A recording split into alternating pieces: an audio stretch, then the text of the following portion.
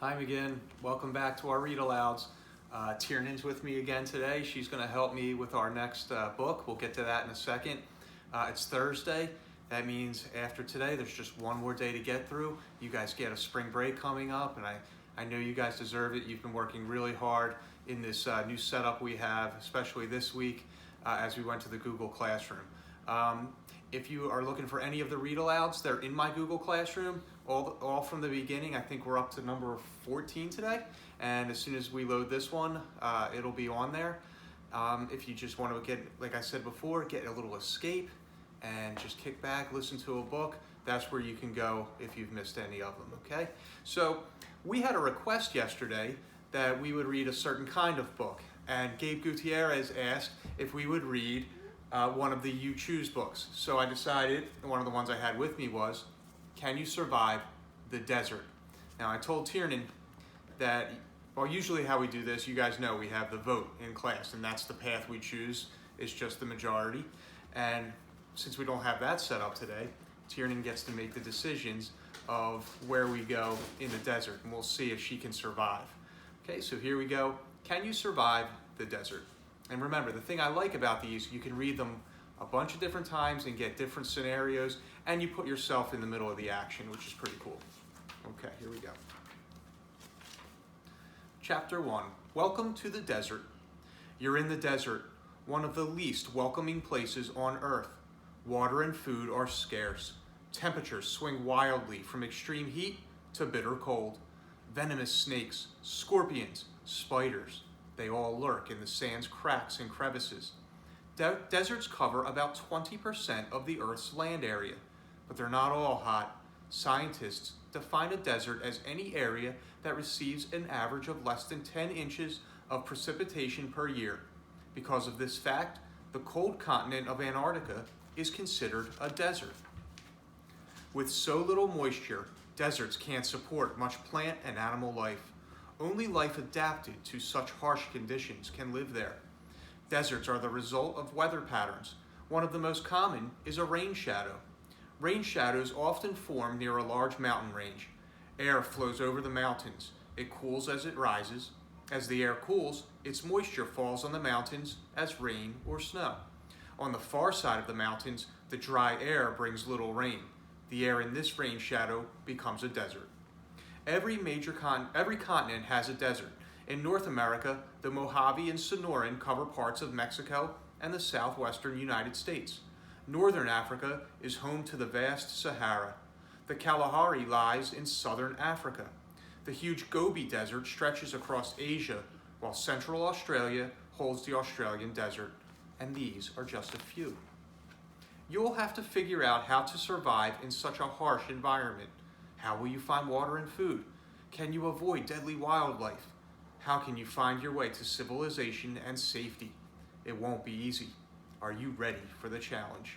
Okay, so the three choices today.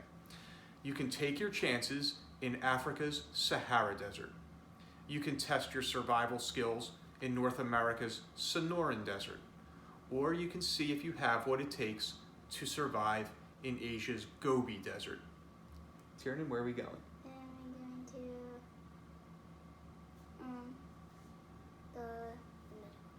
Okay, so Tiernan wants to see if we can survive in the Sonoran Desert. Page 39 was where we start. It's late afternoon in the Sonoran Desert, which is in northwestern Mexico. What started out as a fun hiking trip with your friends Alex, Jen, and Ruby has turned into a nightmare. While your friends stopped to rest, you decided to take a short hike by yourself. Now you're lost. You haven't seen the trail for hours. You're alone, with only a small backpack containing a water canteen, a lighter, a pocket knife, your cell phone, and your journal. You left all of your food and other supplies with your friends. Your cell phone isn't getting a signal, and it doesn't seem as if help is coming anytime soon. The only good news is you see dark clouds in the distance. The clouds look as if they could bring rain. That would be a real stroke of luck. Rain would give you a chance to fill your canteen with pure, fresh water, but the storm could easily fizzle out before it gets here. Or it could veer in a different direction. There are only a couple of hours before the sun sets, and you're losing hope that you'll find your friends. Although the late afternoon temperature has to be over 90 degrees, you know that the desert will cool down quickly, especially if a storm rolls through. You have plenty of time to find a place to camp for the night, but the idea of sleeping alone in the desert isn't very inviting. You're at low altitude, but the landscape is dotted with rocky hills and mountains. If you could get to higher ground, maybe you'd be able to get a cell phone signal. If not, the view from up high might give you a clue of which direction to go for help. Okay, so now we get to two choices. You can go search for a place to camp for the night, or you can try to head for higher ground. What would you like to do? Go to higher ground. Go to higher ground, okay. Let's try that. You head off in the direction of a long ridge. The climbing isn't difficult. The slope is fairly gentle in most places. You're a good enough climber to handle the tougher spots. Within about an hour, you're standing on top of the ridge. Your luck ends there though. Your cell phone still isn't getting a signal. You try to figure out a direction to travel, but can't see much. You shout at the top of your lungs, hoping your friends can hear you. With a sigh, you begin to climb back down. You have just enough time in daylight to get back to flat ground. You can't see well enough to build a camp and collect fuel for a fire. A night spent shivering doesn't sound like much fun. You could keep walking. Staying on the move would keep you warm, but in the dark, you run the risk of falling or stepping on a rattlesnake. Okay, so our two choices are to keep hiking or to sleep here for the night.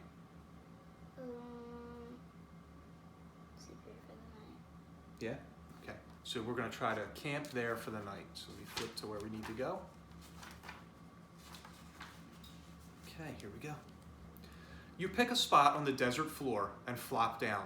You curl up as tight as you can to conserve body heat. A light mist falls from the sky, leaving your clothes damp and making the cold that much worse. You're shivering within an hour. Your body is losing heat quickly, and you're starting to get toward hypothermia. By the time dawn comes, you're almost paralyzed by the cold. All you want to do is stay and wait for the sun to warm you. But it's going to be a few hours before the day really heats up. You should get up and move around, but you're not sure you have the energy. So now two choices. Get up and start moving, or to stay there and wait for the sun to warm you. Get up and start moving. Okay, so we're going to get up and start moving. Here we go. With a groan, you pull yourself to your feet. You start walking, hoping that you'll find help. As the sun climbs higher in the sky, the air grows warmer. You're still cold, but it's getting better. By noon, you're hot. Your water is gone, and your body has stopped sweating. You find a tiny pool of water, only a few swips, and you slurp it greedily. You come upon a narrow dirt road. Your heart races, knowing that you must be getting closer to civilization. About an hour later, you see a cloud of dust approaching. It's a truck. You wave your arms frantically as it approaches. You're filled with joy as it stops. Medico, por favor, you shout. It means, doctor, please. Your Spanish isn't great, but that message is more than clear. The driver jumps out of the truck and helps you into the passenger seat. Soon, you're bouncing down the road with a jug of precious water in your hand, and you're headed back to civilization. It was a close call, but you've made it. You're going to be all right. Good job, kiddo. All right. So we made it out of the desert. Okay, there's a bunch of other options that we could have taken, but we made the right decisions there. We'll be back with one more read aloud tomorrow to wrap up our week. Yeah, it's Thursday. That's where we are these days, guys. So I hope you guys are doing well. Remember, keep working hard. If you have any questions for me, reach on out, and I'll see you guys tomorrow. Bye, McGinn. Miss you. Make sure that I actually made it out of the desert and you didn't do anything. Okay, you made it out of the desert. Fine. Good deal, Peter.